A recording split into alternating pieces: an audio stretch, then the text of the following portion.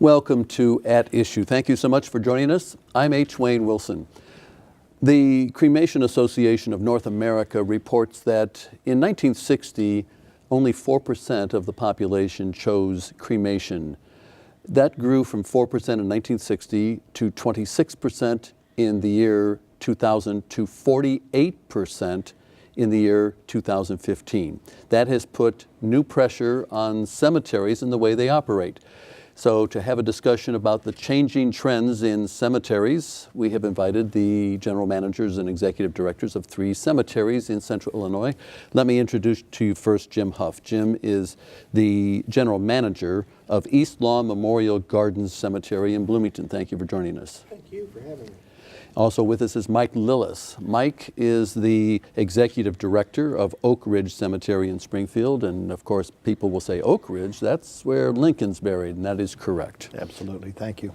And Mark Matuzak is here. Mark is with the Springdale Cemetery, where he is general manager, and that of course is located here in Peoria. Thank you to all 3. You heard the numbers at the start. You're familiar with those numbers. So the question is, that's a trend that's going to continue according to the association. What's within your power that you can do to try to accommodate the changes? Well, obviously this trend is going to continue, and the trend will become very challenging in terms of financing and operating cemeteries. Our full burial rates 30 years ago were about 500 a year, and we're down to about 250, half of which now are cremations. That affects the bottom line because any type of interment of cremains is much less costly and affects our bottom line probably less than half. So we have been subsidized by the city of Springfield, and we have to find out how to get into that market and convince folks that it's important to memorialize their loved ones regardless of how they do it. We're going to talk about how to memorialize, and we're going to talk about finances in just a moment, but I want to hear from Mark in terms of Springdale. Pressure on the cemetery, and I hate to use the word pressure, but there is pressure. Well, it is pressure. You know, we're subsidized by the intergovernment agreement here in Peoria, or intergovernmental agreement, and while we have that subsidy, we do everything we can to make the cemetery as profitable as possible. But when you have cremated remains at the level that we're at, which is about 47% at our cemetery, and by the way, that's in the Midwest. Cremations, the percent of cremations on the coasts, particularly out in the Arizona area, is upwards of 70% or even higher than that. So it's more stable here in the Midwest than it is outside of the Midwest. But we try to be profitable, but when you have burial rates or cremation rates for a burial of the cremated remains at 60% of the value of a full burial, that automatically impacts the bottom line. And for you in Bloomington? You know, obviously revenues, it's a concern in every cemetery for all of us. And with the cremation rate continuing to rise, I'm in a little different position in which I have a funeral home as well. And my funeral home is about a 60% cremation rate in Bloomington, which directly affects my cemetery as well. We're trying to adapt to that by coming up with offerings that appeal to those folks as well. Things like additional, what we would call a niche offering or a columbarium offering, to develop products specifically for cremation-oriented families. The other thing that we're seeing is that the consumer's changed, the traditional funeral consumer, and they're not necessarily wanting to do things the way mom and dad did. So we have to think out of the box and personalize things a little more for folks too. So cremations are putting pressure on all 3 cemeteries, on all cemeteries actually. Yeah, and before we go any further, I should point out that you're privately owned. We are. whereas in the case of Springfield and Peoria, publicly owned. So there are other pressures, though, that exist. For instance, there is more mobility in families today. And so when you used to be able to sell 10 or 12 plots all in a family unit, that doesn't happen much anymore. No.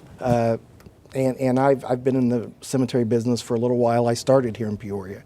And we would see families, they would buy 10, 12, 15 spaces. But because of today's mobile society, that just doesn't happen. They come in and they buy 1 or 2 spaces, for mom and dad. But right now, the kids just aren't too interested in buying. And you've sold a couple, actually. Oh, we continue to sell as many grave sites as we can in a bunch, but we just recently made a sale of a relatively large lot to accommodate a private family estate or mausoleum. This mausoleum and the site will accommodate up to 36 full graves if necessary.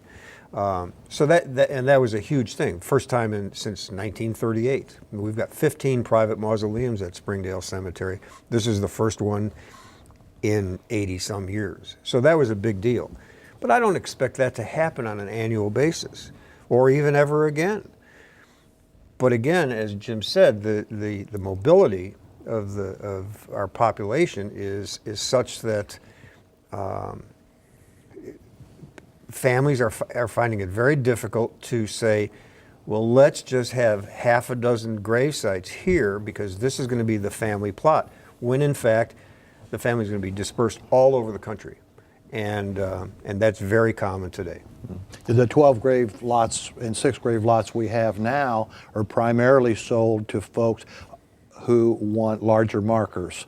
The relationship of how many grave sites you own is in direct correspondence to how large a marker you can put up. So you find some of your wealthier families in Springfield opting to buy a 12 grave lot or a 6 grave lot because they can place a larger marker there. And we too have just started the process of selling a private family a mausoleum. We have only 2 others within the cemetery. And again, as Mark says, it's great. It's it's going to be for up to 20 entombments, but again, you can't necessarily put that in the bank on an annual basis. Mark mentioned earlier the rate of cremation, Arizona, California, much higher. And not surprisingly, the Bible Belt, Mississippi, Tennessee, Alabama, that's where it's low. The cremation rate is low. So there's been a spiritual change in at least part of the country, and that has impacted right here in Central Illinois. So you're not, there isn't the spirituality when families come in so much, or? I don't know if I'd say that. I think what I see these days is families might be spiritual, but not necessarily a churched family, as I would call them. Most of the families who still have a service still involve clergy. So I think there's still a strong spiritual presence involved in the funeral business and the cemetery business. It's just the final memorialization that seems to have changed. What I've noticed is, and this may not be popular to say out loud, but dying is expensive. By the time the family gets out of a funeral home with the services that the funeral home provides, and they look for a lot, now they're looking for bargains, or at least that's what we're experiencing, because it is an expensive proposition, and we're the last one in the line, Exactly. and they wanted a bargain. So that puts us in a bit of a bind. But I don't know that there's any solution to that. I think the solution partially is the rate of cremations are going to go up, because that's less expensive than a full body burial. But you want those cremains memorialized. We Right. do. And I have heard, went to a recent cemetery conference at All Saints Cemetery up in northern Illinois, where It's a Catholic cemetery. And according to the Monsignor there, I'm not totally convinced, cremation isn't necessarily always chosen because of cost. I might differ a little bit. He said it was personal choice. That may be true to some cases, but I think, quite honestly, it has a lot to do with the bottom line. There are other pressures, especially for you, in that Camp Butler is nearby. And with Vietnam vets getting to that age where they're going to start passing, they might choose Camp Butler over Oak Ridge. Well, absolutely. Camp Butler National Cemetery is approximately 4 miles east of us. It's a beautiful cemetery. It's government owned, beautiful irrigation system. Not many options to families. They're pretty well, you can't have an entire family there, but quite honestly, it's free. And we do everything we can to accommodate our veterans. We have a veterans lawn crypt area, and we've reduced the prices there, overlooking the 3 war memorials. But it's tough to compete with free. And you likewise have a veterans area? We do. We have a veterans section in which we have reduced pricing for veterans. Now, the advantage we have over Springfield is most of the Bloomington Normal folks who want to stay closer to home will bury in Bloomington Normal, veteran or not, as opposed to burying at Camp Butler or going north to Joliet simply because of convenience for their families. And the government does provide the veteran a grave marker as well, either a flush marker or an upright, depending on the cemetery's rules and regulations. But that's really the only benefit they get in a private cemetery other than the discounts we would actually offer. Now, something that we're doing, as a company, because we are a nationwide company, and we've found that there's a need, and maybe not as much in central Illinois as the east and west coast, homeless veterans are a problem. So our company has started a homeless veterans program, and we do those burials for absolutely nothing. Once we're notified by a government authority, a coroner's office, or even a veterans service organization, we take care of homeless veterans. Just as a question, are they cremated remains or any method? You know, we will actually do a complete funeral and a burial for a homeless veteran once we become aware of the situation. Our Dignity Memorial, our company, we started doing this in 2000, and we've done about 3,000 of these burials. Wow. So there is an issue with homeless veterans out there as well. Now, a homeless veteran can go to Camp Butler. Right. So what we would do in that case would be take care of the funeral services and then take the individual to Camp Butler for their final resting place. And you have Soldiers Hill at Springdale. Yep. Our Soldiers Hill is, we've got veterans throughout the cemetery from all wars, but our Soldiers Hill is a designated spot, and it's essentially run the same as these guys. I'd like to talk a little bit about maintaining the cemeteries. You have how many miles of road? 12 miles of roads. 12 miles and 6 and And I'm about 12 as well. 12. And I've driven through the Oak Ridge and Springdale. Yours have recently been improved, Correct. but yours are, I'll let you describe them. Well, we have about 6 miles of roads. Of those 6 miles of roads, probably 2.5, maybe a little bit more than that, 2.5 miles are in very good shape.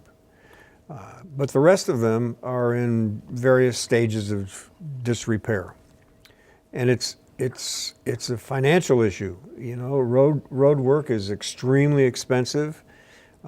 We have a piece of property that's very hilly.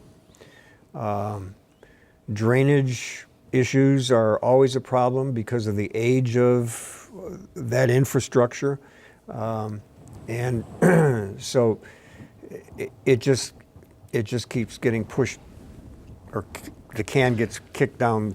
But at the same time, you want people to come to the cemetery. You want buses to come through, cars to come through. You want that recognition that, yes, Springdale is here because people will choose Springdale in the future, but that's more cars and buses or trucks on the roads. It's a difficult problem.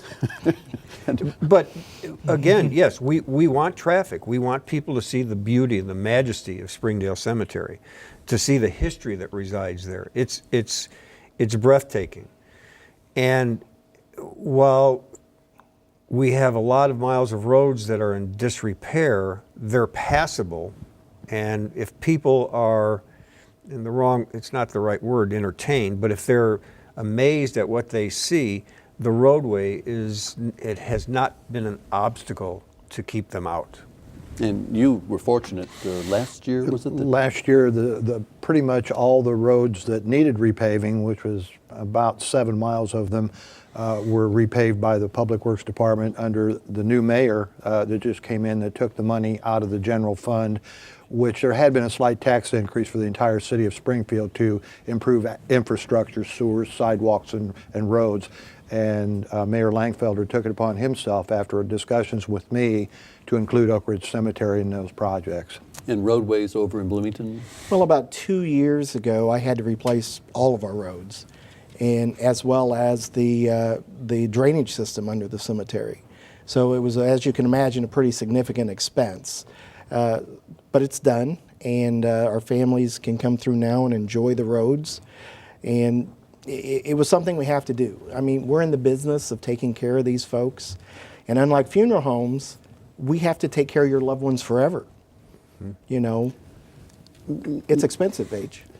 So you're a private company. Yes. So you aren't subsidized by any governmental entity. No. So are you? This is a money-making, or at least a break-even proposition? It's yes. It's a money-making and a break-even proposition. What happens inevitably is when folks come in for a burial, and we present them a price list and give them a price for opening and closing their grave. They immediately are upset with us because they can't understand why it costs what it costs to dig a hole in their mind. But quite frankly, the opening and closing charges, that's what sustains the cemetery besides sale of graves. So in order to maintain the cemetery and keep a level of maintenance that's acceptable, the opening and closing charges have to be commensurate. So, and after you explain that to folks, usually will sink in. But it's expensive to maintain a cemetery. And you are subsidized by the city? Well, we had been, and as recently as this last Tuesday, I related that there was a proposal to increase a hotel motel tax by 1%, the city portion from 6% to 7%. Had some kickback from the hotel motel associations because they felt that that would affect the tourism and so on. But the philosophy was that the preponderance of visitors to our cemetery are tourists, and the Lincoln Tomb is one of the main tourist destinations.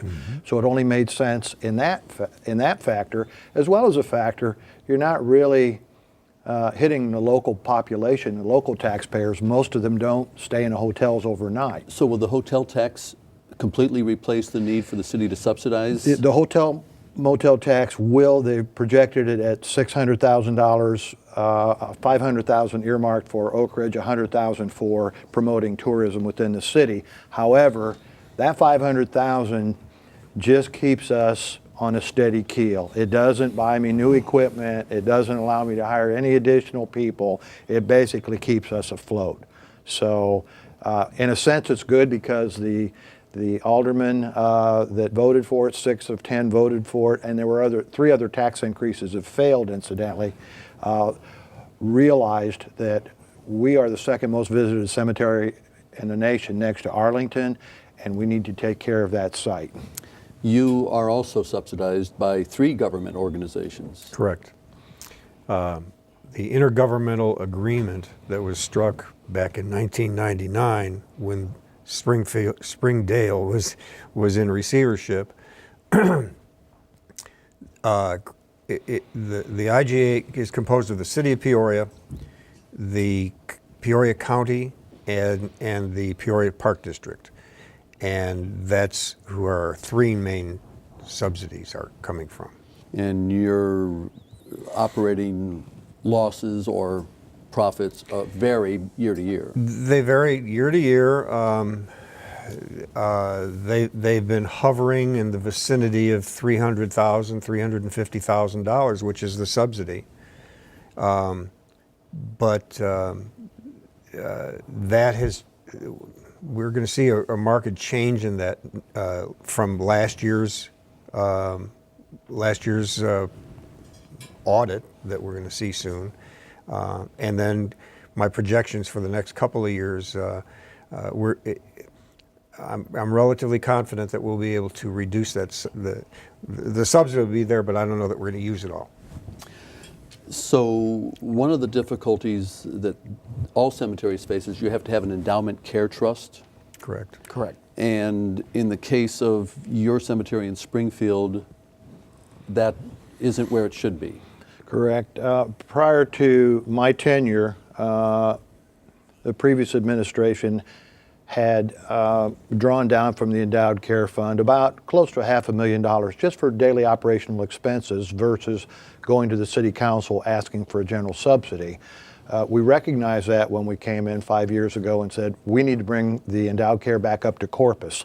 You're not allowed to spend anything above and beyond or below corpus or the principal for endowed care. Now, I came in, the Endowed Care Trust Fund was $2.9 million. We have it up to $5 million now, and we're about $200,000 shy of meeting corpus. Once we're made whole with that principal, the gains and we have our trust fund in a diversified market, once we reach that level, we can use those funds for maintenance and The operation. dividends and, Exactly. and interest. And in fact, the reason Springdale is an intergovernmental agreement is because the private owner that preceded the IGA left with all of the accumulated trust funds that he had. So we started out at zero. So you have to build that back up. Is there state regulation? There is. So cemeteries in Illinois, if we sell ground space, we have to put in 10% of that sale price into endowment care.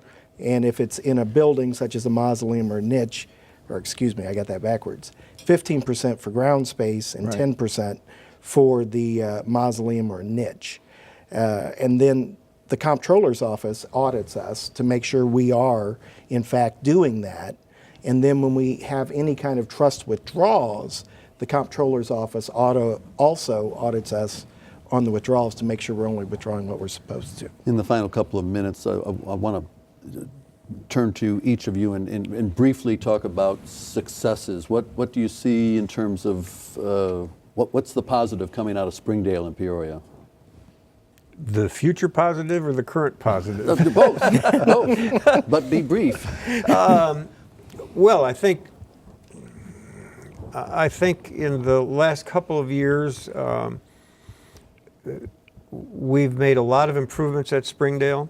Many things that were left undone are now being done. The method in which we're doing them is more efficient than it's been in the past.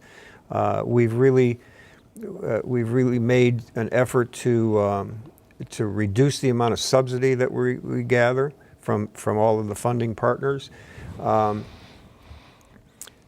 A lot of the focus over the last couple of years and moving forward is towards improving the visibility and the beauty of Springdale, so Thus, it makes the it new more entrance. attractive.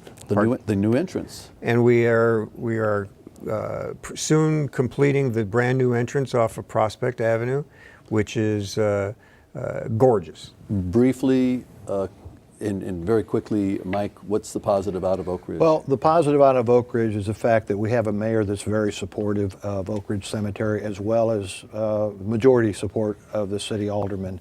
I think they recognize that we have a crown jewel there and it needs to be taken care of, as well as the fact that when I arrived, we established an Oak Ridge Cemetery Foundation, which has helped us with numerous capital projects, including the restoration of the original gateway that Abraham Lincoln was brought through, which was a recreation 2 years ago. And likewise for you, Jim. You know, I truly believe that everything boils down to customer service. And that's something we're really focused on at East Lawn. And if we can provide exceptional service beyond our customers' expectations, we're going to be okay.